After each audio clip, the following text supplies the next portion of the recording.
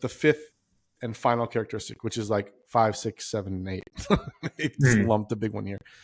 But essentially, I'll read it to you and then I'll sum it up. So reading the fifth characteristic is ecotourism supports the maintenance of natural areas which are used as ecotourism attractions by either generating economic benefits for host communities, organizations, and authorities that manage natural areas with conservation purposes, or providing alternative employment and income opportunities for local communities, and or increasing awareness towards the conservation of natural and cultural assets, both among locals and tourists.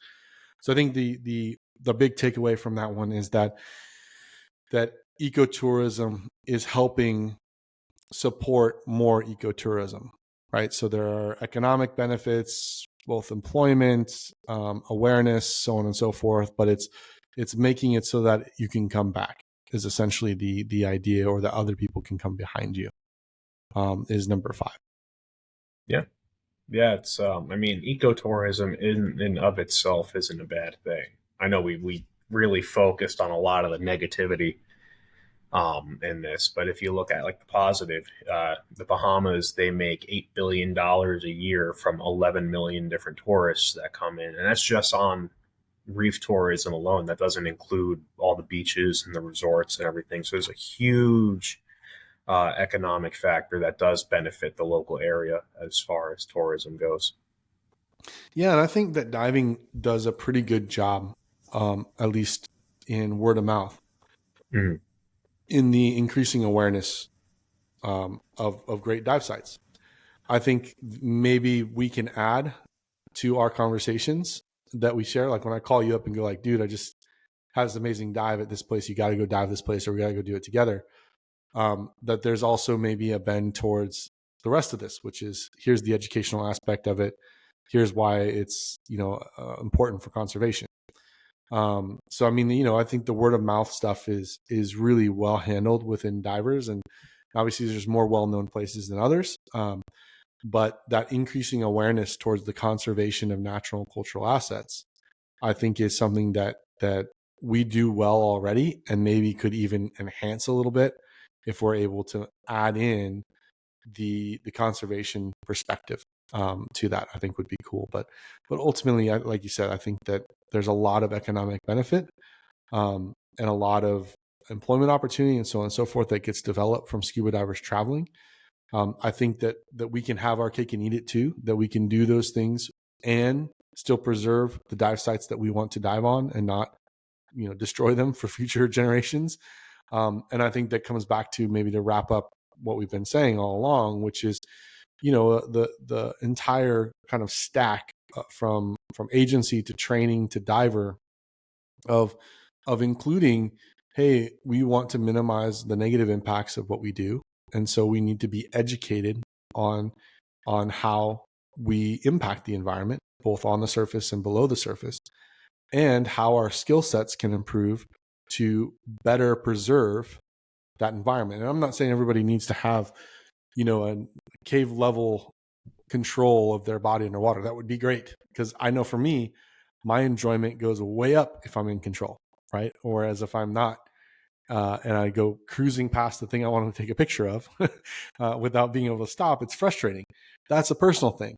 But if you extract that out into more of a global view, when we're able to increase our skill set in order to minimize our impact so we can come back and enjoy that spot time and time again, that benefits everybody.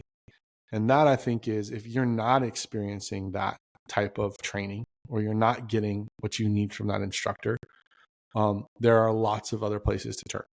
And I'll leave it at that in terms of, but if you're not learning how to be neutrally buoyant, and like I said, you don't have to be in perfect buoyancy control within, 6 inches and all the things that get thrown around in terms of, my style of diving, DIR, and what's required for you to become an instructor there, right, is pretty stringent. But instead, in the sense that, hey, I am able to be in control. I've built my skills enough up to be able to be in control and to not be a nuisance to the environments I want to dive in. I think that's maybe the bar. And that is a mindset thing, a skill set thing, and a training thing. And I'll be frank that I believe scuba diving is a skill. You remove all the gear, there are body mechanics involved in being a safe diver, not only for yourself and for your team, but for the environment that you're diving in. And if you don't have that skill, or you haven't been shown what that skill looks like yet, that to me is on you, because it's readily available to find on this crazy thing called the interwebs. And there are tons of instructors out there that are willing to teach that type of skill, I think. So I'll leave it with that.